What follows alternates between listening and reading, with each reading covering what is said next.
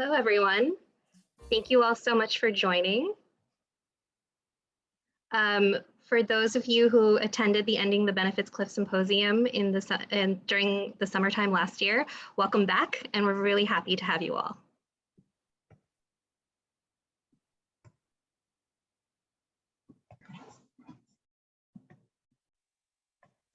Hello, everyone. So I'm going to take us through our agenda very quickly. We are going to have some welcoming and opening remarks. Then we'll go into the Push to the Precipice project goals and overview. Then we'll actually take you through our report findings within benefits cliffs and benefits gaps. Then we'll talk a little bit through our future research directions, and then we'll have a little bit of time for Q&A. Next slide, please. Before we get into the substance of the program, I just want to take us really quickly through some Zoom logistics, which after a year of doing this, I'm sure everyone is very familiar with, but we have attendee video and audio off for the duration of the presentation. You can use the chat function if you'd like to speak to the panelists or to the event host. We also have closed captioning available for those who need it. And then next slide, please. And if you have any questions, we highly recommend using the Q&A function so that we can flag those. We do have someone monitoring the chat and the Q&A function. So we'll try to address your questions as they come up in the presentation or at the end during the Q&A. With all of that said, I'd like to introduce Jennifer Jones-Austin, our CEO and Executive Director, to give a few opening remarks. Thank you, Jennifer.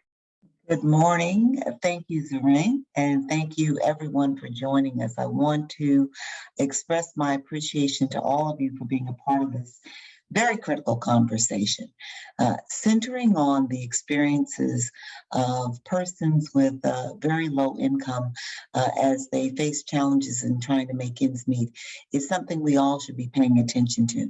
In this moment, as we are, especially as we're centering on racial equity, appreciating that many of the persons here in New York City and across this nation who face income and economic insecurity are disproportionately people of color, and particularly women of color.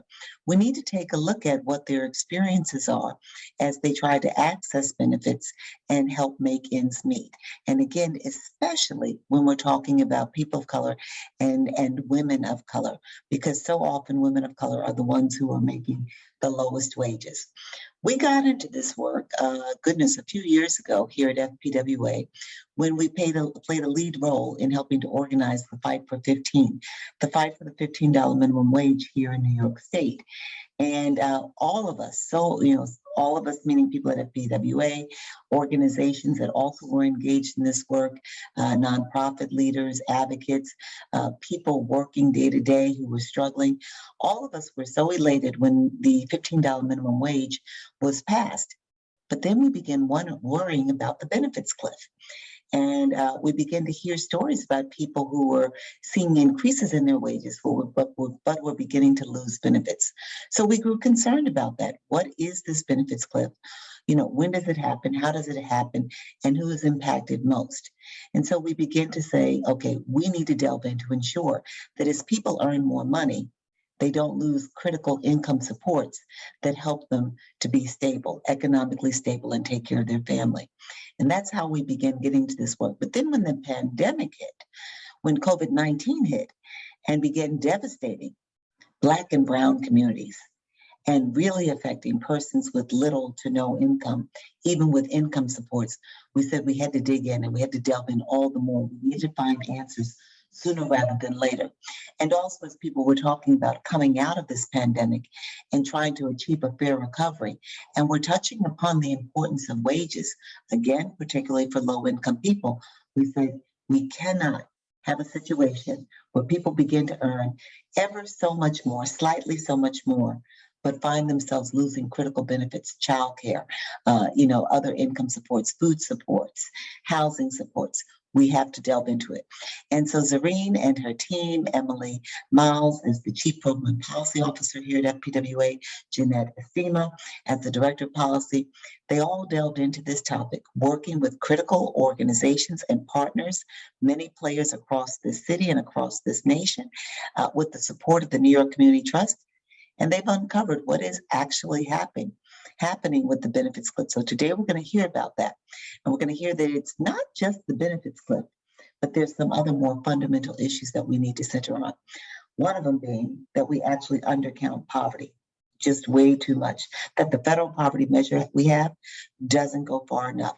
And that's why they begin with the self-sufficiency standard that looks geographically at what it costs to really make ends meet. But Zarina and the team are going to fill you in on all that. I just want to again thank you all for being a part of this critical conversation. This is the information we need. Our member agencies need it.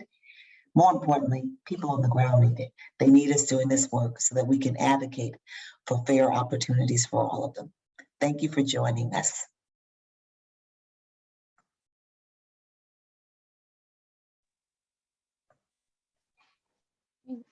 Thank you so much, Jennifer, for that introduction, for setting the stage for our conversation today. My name is Emily Miles, and as Jennifer mentioned, I am the Chief Program and Policy Officer here at FPWA. And before we dive into the results of this work, I wanted to give just a little bit of context for what some of the goals of our project were and some of the steps we took since we last saw all of you at the symposium in August. Next slide. So our project had three main goals. As Jennifer mentioned, one of our main goals was to better understand the impact of the minimum wage increase and if it had any potential impact on the creation of benefits cliffs. But additionally, we wanted to map those cliffs and then bring together a diverse coalition of organizations and experts to then address those cliffs. The next slide, please. So this led to our symposium last August. I know a number of you were able to join us there. We brought together leading voices across the city, state, and country to help us better understand the concept of benefits cliffs. And we left that symposium with a couple of learnings. One, we better understood the experience of providers. We actually had a tremendous number of providers join us for that convening. And it was really helpful in us better understanding what was happening on the ground beyond kind of the policies and what's written.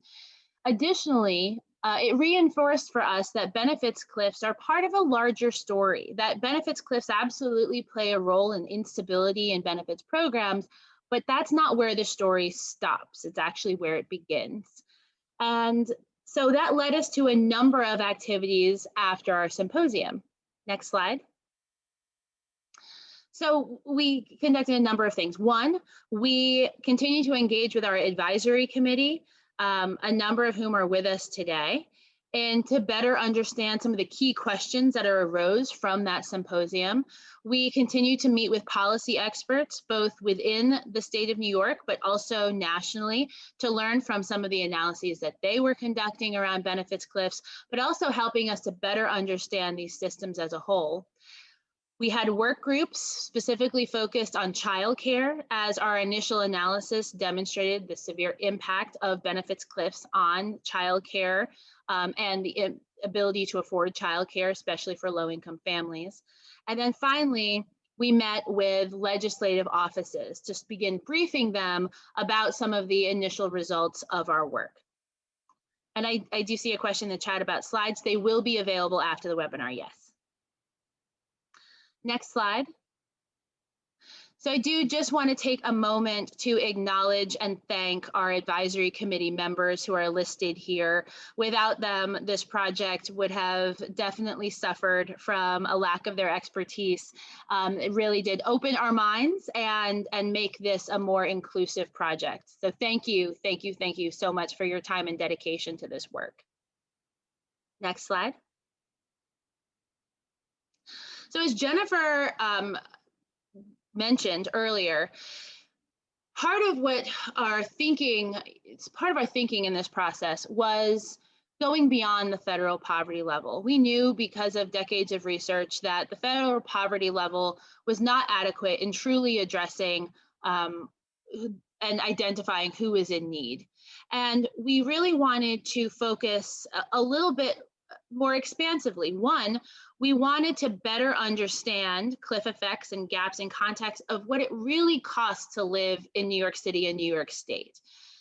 And for that, we would need a measure beyond the official poverty measure. And additionally, we wanted to make sure we were capturing households that were really in the middle, that had incomes higher than the poverty threshold, but not high enough to really truly actually afford their basic needs. And as a result of that, we ended up looking to the self-sufficiency standard as a guide for our work and our analysis. Next slide. On this slide, just for those of you who are less familiar with the self-sufficiency standard, you'll see what this standard and the wage of the self-sufficiency wage, how it compares to several other measures of poverty. And with the exception of HUD's income guidelines, the self-sufficiency standards is the one that is most close to meeting the needs of true cost. And what's also beneficial about the self-sufficiency standard is that it's sensitive to geographic location and family size and composition. Next slide. So for those of you who want to do a deeper dive on the self-sufficiency standard, we won't go in depth on that today as much, but we actually did just recently release, in conjunction with the Center for Women's Welfare at the University of Washington, an updated self-sufficiency standard for New York State. And in this report, which we will also ensure, I will put links in the chat and also ensure is sent out to participants afterwards. In this report, you'll see data broken down by county by county, what it truly costs to live in New York State, and taking into account the true costs of a basket of goods inclusive of housing, childcare costs, healthcare, and other critical needs that families have. Next slide. Okay, so this also connects back to the core of FPWA's work. So we have been working for the last several years to clarify our theory of change and how we do this work. Ultimately, we feel that working to eliminate poverty must be based in really acknowledging what it truly costs for individuals and families to live in New York State. Unless we are very clear about that, there will always be a gap between the policies that we propose and the policies are actually impactful for low-income families in New York City and the state as a whole. So I want to spend the bulk of our time together going through our analysis and the results of that. And for that, I'm going to turn it back over to our amazing senior policy analyst, Zareen Ahmed. Take it away, Zareen. Thank you so much, Emily. Can we advance to the next slide, please? So for those of you who don't know me, my name is Zareen Ahmed. I'm the Senior Policy Analyst at FPWA, and for the last 10 months, we've been working diligently on the benefits cliff work and the Push to the Precipice report. So I'm very proud of what we've done thus far. So for the programs that we looked at healthcare, which included Medicaid, SNAP, childcare subsidies, earned income tax credit, the child tax credit, and the dependent tax child and dependent tax credit. Next slide, please. Of all of those programs, we found that in New York, families face a benefit cliff in the child care subsidy once they reach 200% FPL, or about $43,440 for a family of 3. Next slide, please. And graphically, what this looks like is mapped on an income adequacy chart. That's what this is called. And so the charts in the next 2 slides map the distance between a family's earnings and their ability to meet their basic needs. We can calculate income adequacy as when the kind of extent to which a family can meet their basic needs using earned income as well as public benefits. And so we can calculate wage adequacy when the family has no work supports, which is the blue line. Then the impact of childcare, which is the green line, and then childcare combined with food supports in maroon, and then childcare combined with food and healthcare supports in orange. So as you can see in Onondaga County, for this family type of an adult, an infant, and a preschooler, the loss of the childcare benefit at around $21 per hour leads to a dramatic drop in income or wage adequacy. If the family had all three work supports, which would be childcare, food, and healthcare on the orange line, and acknowledging that this is very unlikely for families to access all of the benefits that they need simultaneously, they would have actually have been over 100% wage or income adequate, meaning that they would need even more than their basic needs. But however, the family won't actually reach wage adequacy now until they're making about $30 to $32 per hour, which given the stagnation of wages is very difficult for a family to increase their income so dramatically. Next slide, please. And then in Bronx County, and the counties in New York City, the picture is even more dramatic because in high cost counties such as this, families of this size won't actually reach income or wage adequacy until they're making it about $45 per hour. Even with the childcare subsidy alone, the family was almost at about 80% wage adequate, but then losing the benefit plunges them below 60% wage adequacy. And this means that they're only able to meet 60% of their basic needs. And I'd just like to point out that this didn't result from a minimum wage increase because the drop in benefits actually occurs at a later time, but the drop is significant and it impacts a family's financial stability dramatically. Next slide, please. So in order to reduce the childcare cliff or to eliminate it, we recommend several things. First would be to fully fund and implement a childcare subsidy phase out. So that would either look like building a gradual reduction in the subsidy amount as the family reconfigures its budget or increases its wages, or to create an exit threshold, which is an eligibility level that's higher when a family is recertifying for a program versus the initial eligibility that they use to enter the program. One of the things that we've grappled with is not having the data to support or to understand how many people are actually facing this cliff, right? If eligibility is set lower, or if families actually accessing the subsidy are not at this income, then it really affects the extent to which we actually need a phase out, but we still think it would be important in terms of reducing or removing the cliff. The other recommendation that we have is to reduce administrative churn. So that involves requiring local districts to give families more time to report changes in their employment, income, or family circumstances, all of which might affect how much money that they're getting for the childcare benefit. In terms of universal free childcare, I see the comment in the chat. Yes, that's something that we'll definitely talk about when we talk about future research directions.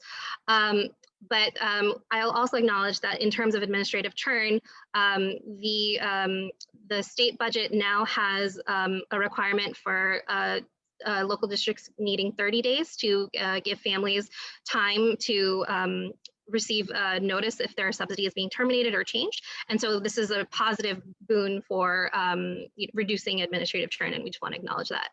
Next slide, please. So that takes care of our financial cliff, our benefits cliff findings. But as Emily had mentioned, we knew that the story was deeper, right?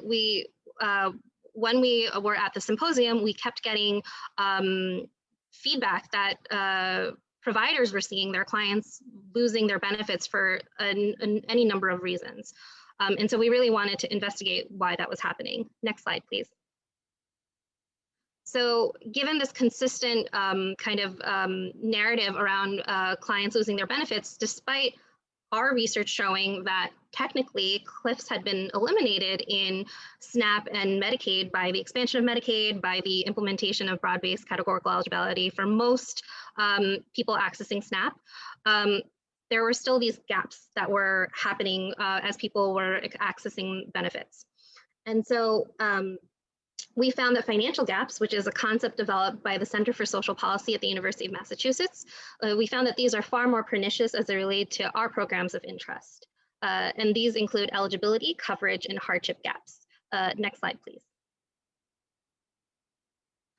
So an eligibility gap occurs when a family's income is above the federal, state, or local eligibility threshold for the program, but still too low to meet their basic need. And so an example that we found of this was with SNAP eligibility. So in 2018, it was estimated that 25% of New York State's food insecure residents were estimated to have incomes above SNAP eligibility. So they're unable to meet their basic need of affording food, they're food insecure, and yet they're still making too much to qualify for SNAP. So that was one of those eligibility gaps that we found. Next slide, please. And then we found several coverage gaps, which occur when a family technically qualifies for public benefit, but does not receive them due to wait lists, supply shortages, or other administrative or bureaucratic barriers like churn. While many families based on income alone, as an example with the child care subsidies, would qualify for that program, underfunding of the program has caused a limited supply of subsidies to those who are not guaranteed one. Being able to get a subsidy is dependent on the amount of local funding that a district has. Next slide, please. And another example of this that we found, and understanding that we don't have the data necessary to understand the magnitude of this problem, but it's an example of a gap where people might fall through, is that in all counties, a single adult with a wage of at least $12.28 per hour would lose their eligibility for the New York State Essential Health Plan, but wouldn't make enough money to be able to afford a marketplace plan with a similar coverage or be able to bridge that gap. And next slide, please. And so what it looks like is that in some counties, so this is Rensselaer County, right? So in some counties, single adults are able to bridge the gap between losing their essential plan at $12.28 per hour, and then with the minimum wage increase, they're now making $12.50 an hour outside of New York City, Westchester, and Long Island. So they're able to technically meet their basic needs. And so single adults here are less impacted by this loss because at $12.50 an hour, they're able to meet their basic needs. Next slide, please. But in a county like Tompkins County, where the self-sufficiency standard is higher, low-wage workers find themselves in a bind. They make too much for the essential plan, but they're not 100% wage adequate either. This is the case in about 18 counties where the standard is higher than $12.50 per hour, and where the minimum wage is still too low to meet basic needs. So in this example, moving from $12.50 per hour to $14.29 per hour is actually a difficult place for low wage workers. Basically the idea would have been that once you lose the essential plan and you're at $12.50 an hour, you should be able to afford all of your basic needs, including healthcare. But in this county, because the self-sufficiency wage is $14.29, getting to that point would be much harder for a single adult because they'd have to increase their wage to that point in order to offset this loss of the essential plan. Next slide, please. And then the final example is a hardship gap, which occurs when a family's resources, including their public benefits, are too low to meet their basic needs. And this often results in a benefits cliff, where a family is seeking to increase their income to fill the gap, but then they end up losing their benefits significantly or altogether. An example of this is the Public Assistance Shelter Allowance. So this program provides rental assistance, which averages about $309 per month for a family of 3. When considering the cost of housing in most counties in New York State, this is woefully inadequate. And a 2016 study found that 62% of the 171,000 families at the time receiving the shelter allowance had rents that exceeded that allowance. And now I'm going to hand it off to, and I'm glad that we got to share a little bit of the findings from our report, and we hope that you'll read the report and see more of those findings. But I'm going to hand it off to Emily Miles, who's going to talk about what FPWA is going to do with this work in future research directions. Thank you so much. Thank you, Zareen. Yeah, so now that we've shared these findings, we want to talk to you about what next steps look like for us. So next slide, please. So We are currently in the midst of developing a multi-year plan to continue investigating where gaps exist in the system and to explore the possibility of quantifying the scope of these financial gaps. Of course, that means that we are going to need to access data at the state and local levels that have been difficult to gain access to, but one of the ways that we are hoping to do so is through mobilizing and creating a statewide coalition of organizations to advance this work and this analysis, but also the recommendations that will be coming out of this work.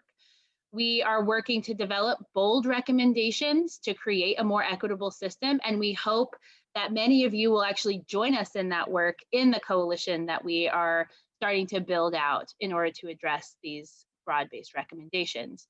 Additionally, we want to make sure that this work is grounded in the experiences of those who receive benefits, ensuring that we're truly capturing the impact of these systems and honoring the voices and the stories of those for whom these systems have failed. Next slide, please.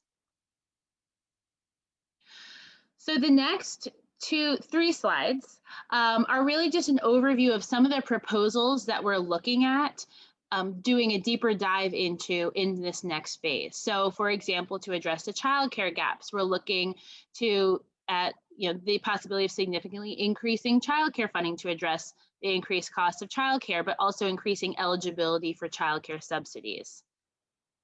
Next slide.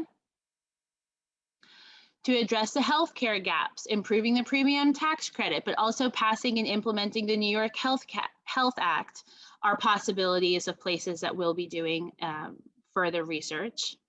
And finally, next slide, proposals to increase income adequacy. So implementing a permanent cap on family copays for childcare subsidies, increasing access and efficacy of federal, state, and local tax credits, and then also increasing knowledge and utilization around benefits and tax credits as well. We're also looking at additional programs to include in our analysis. For example, bringing TANF into our analysis as well. So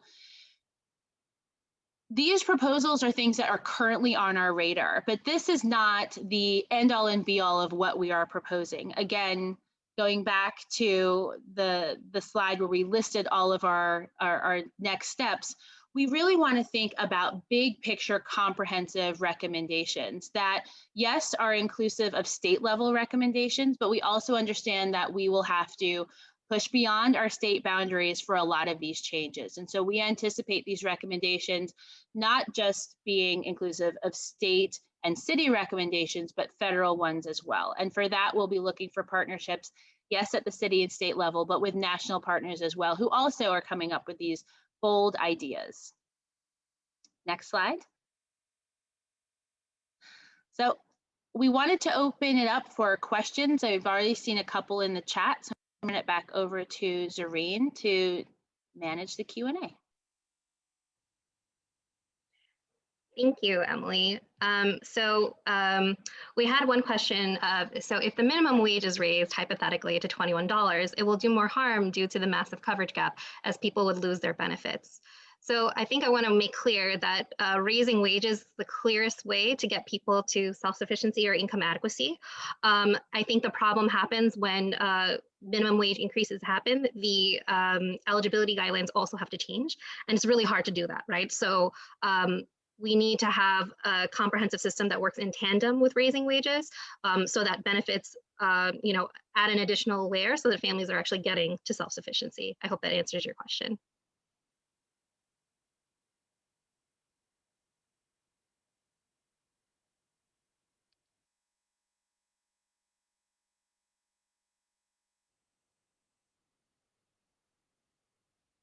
And if you have any other questions, please feel free to drop them in the Q&A or into the chat, and we're happy to answer them.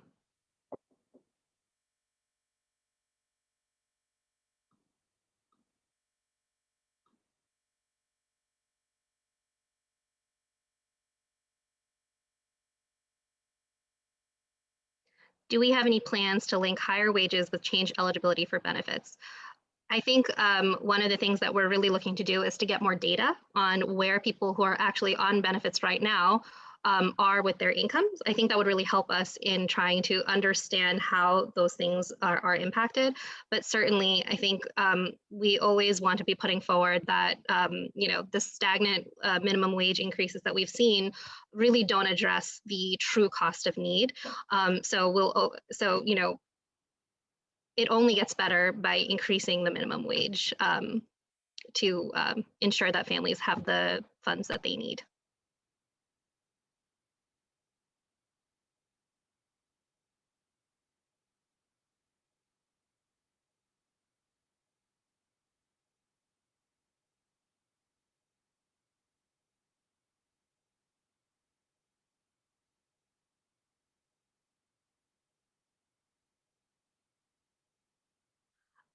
We've received several questions about if we're planning to interview benefits recipients. That's certainly something that we are looking into. It's really always fruitful to get to see the experiences of people who are living with the experience, and they often have the best recommendations for what actually works for their lives. But that's certainly something that we are looking into building, and we hope to make that some part of our analysis.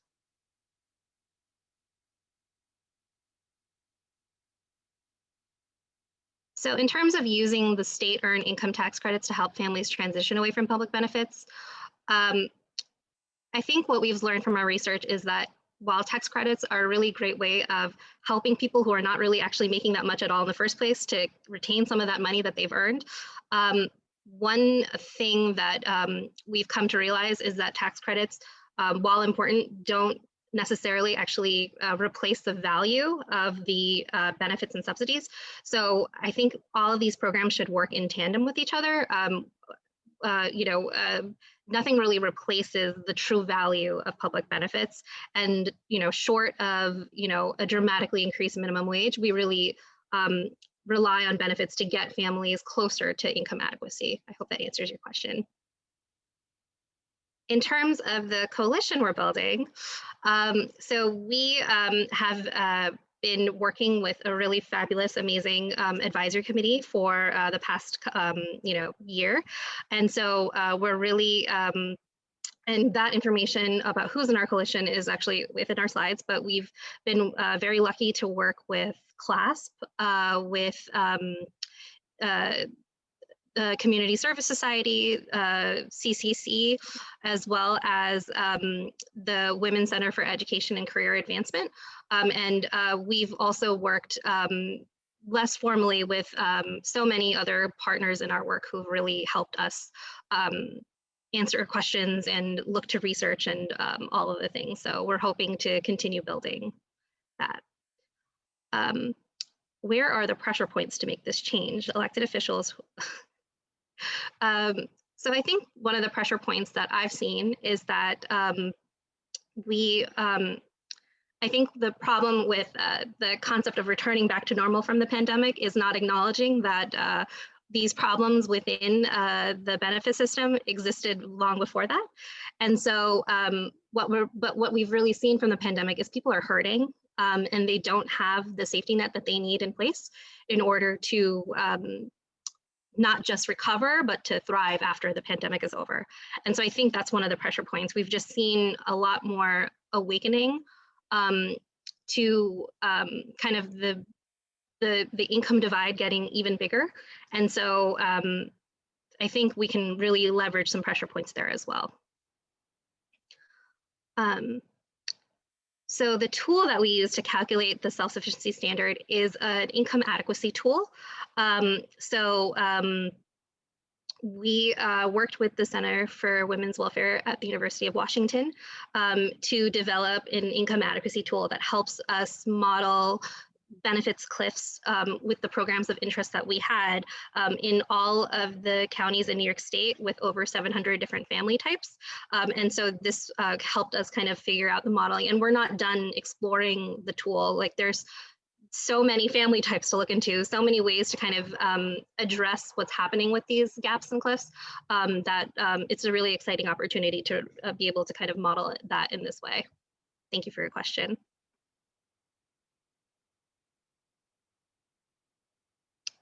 In terms of looking at other wage standards like the MIT or ALICE, pros or cons, that's something that we're definitely looking into. We don't necessarily, we haven't necessarily had the opportunity yet, but I think one of the things that we're looking at is figuring out which wage standard really addresses true costs. But that's a really great question, and that's something that we certainly want to look more into.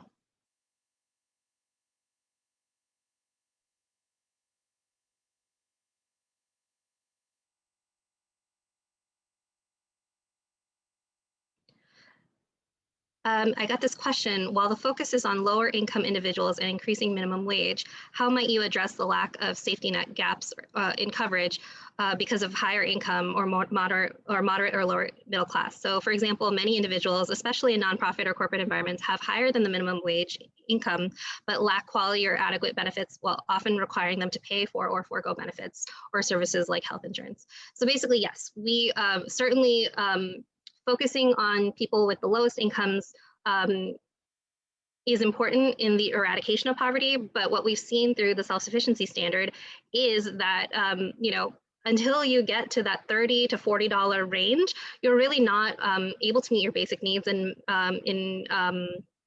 most of the New York State's counties. When you have children, or you know, if you're a single adult, making lower, a little bit higher than the minimum wage, but lower than the self-sufficiency standard.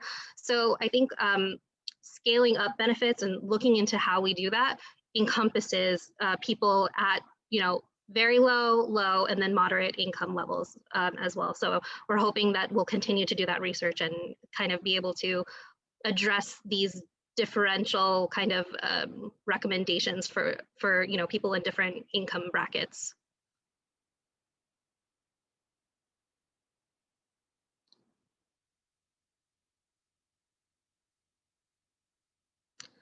How will new federal dollars for childcare affect the childcare gaps in New York City and New York State? That's a really great question. So one of the things that we got from the New York State budget was this cap on childcare copays for families, and family copays are now capped at 10%. However, this is a 3-year. This move has been funded for 3 years. So one of the things is making that permanent. But then it's also about understanding what it actually costs to do that. I don't think we have the best sense of how much it actually costs. So we definitely want to make sure that the funds are being used appropriately. And then in terms of the new federal dollars that have been put in the child care program, my understanding, and you know, folks feel free to correct me if I'm wrong, is that the funding is largely stimulus funding. And so I'm wondering about the longevity of that, and that's something we'll also be looking into, can this be sustained, and how will this money be used in terms of expanding childcare accessibility, right? Like, we don't necessarily have concrete answers yet. So, you know, we'll continue working to answer that question.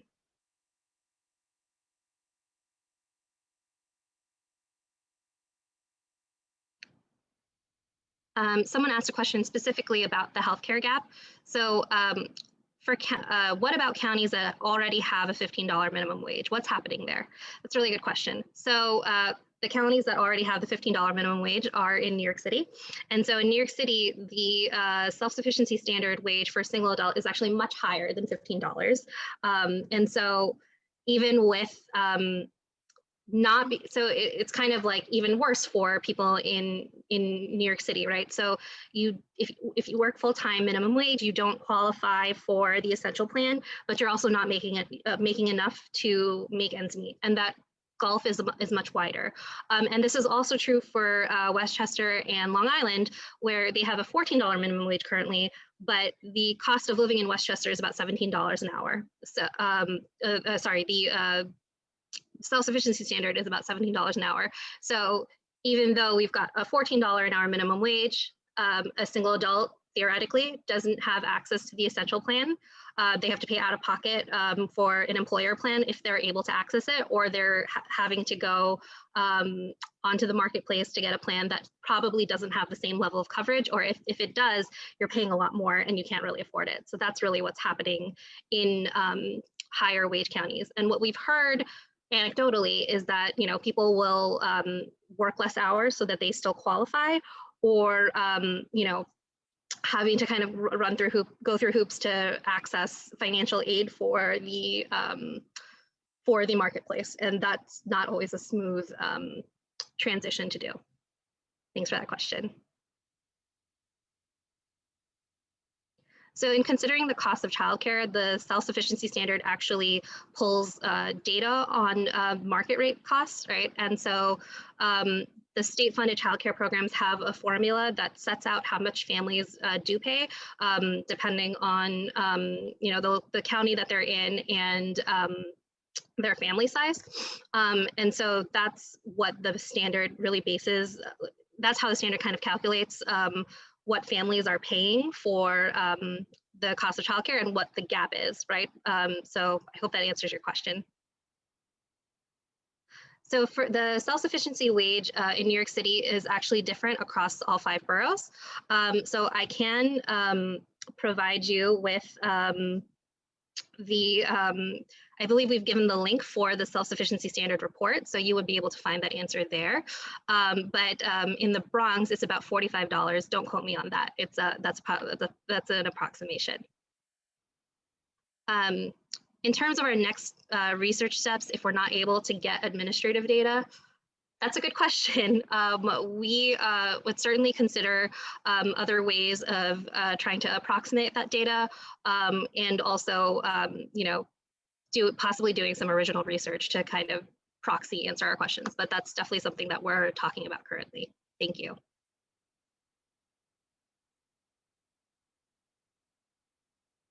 In addition to calling for more funding, will research be examining the reallocation of current government funding as a way of closing the benefits gaps?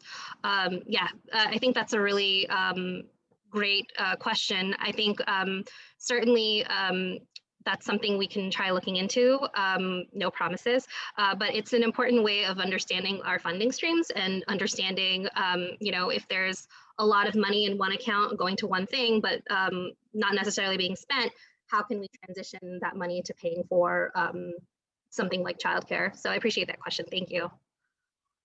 Will we be addressing any of these issues with New York City candidates for various offices?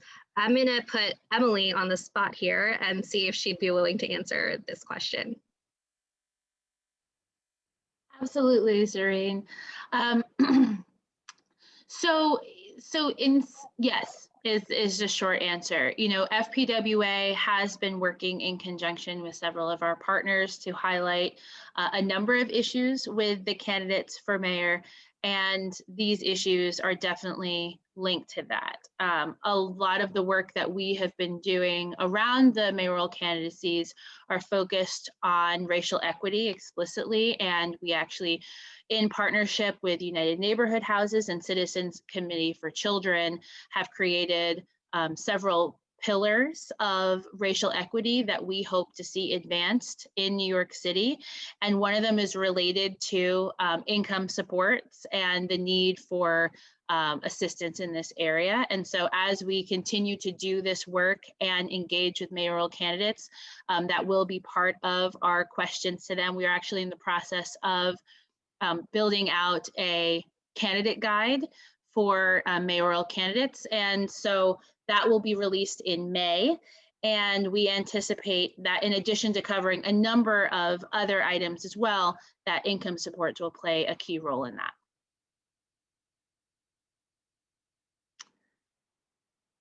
Turning it back to Zareen.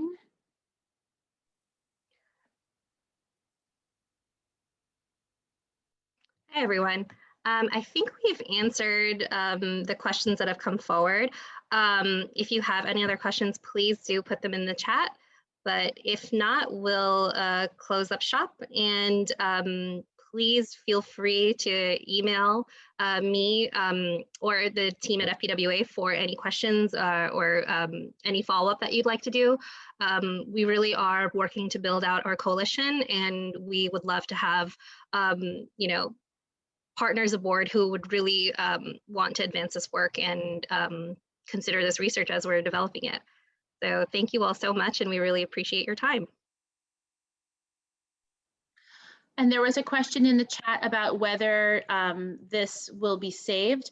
This program is being recorded and will be available on our website. We'll send links out to participants as well. And finally, we do have a post-event survey that we would really love if you could all take. It really helps us in our programming, and we love receiving feedback so that we can continue improving and making this as engaging as possible. So thank you all so much for joining us today.